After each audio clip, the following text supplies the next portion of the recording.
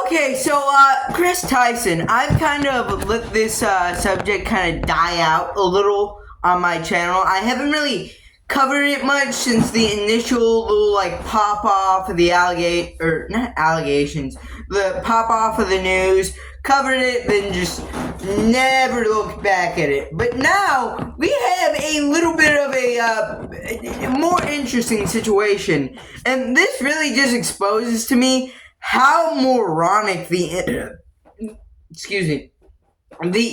is. Okay, we got Nick Merckx, Sneako, and a few other people here for some reason, going after Chris Tyson, but they're all going after her for the wrong reasons. Or Ava, huh? Is Chris the middle name now? And by the way, it's Chris with a K.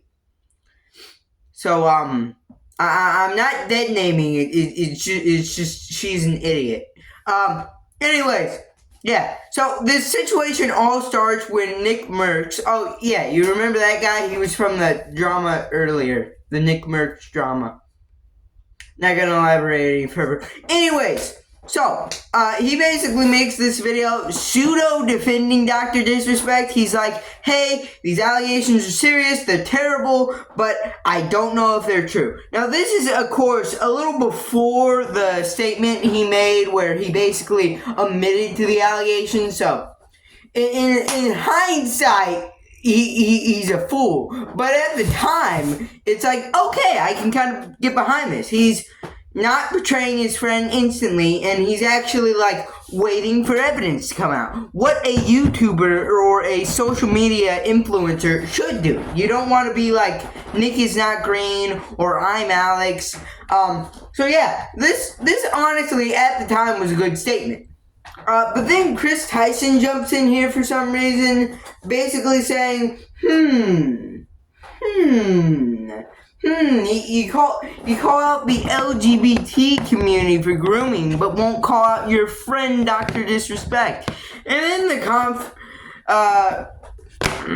conversation just gets really diluted to the point where Sneako's in here. Now, Sneako has his own fascinating history of pretty weird things, as you will see if you go over the logs here, being CUCK by his girlfriend at one point and then admitting it on a podcast. That's pretty weird. But also his review of Cuties where he said it was the best movie ever. Now, if you don't remember Cuties, that's good. I'm not going to remind you, but just know it's pretty sus, okay? And someone else who's pretty sus is Chris Tyson, okay? And that's where my anger for this situation comes out. Chris Tyson has got something both sides of the political aisle can agree she messed up on, she's bad for doing. Basically, she bought an art piece from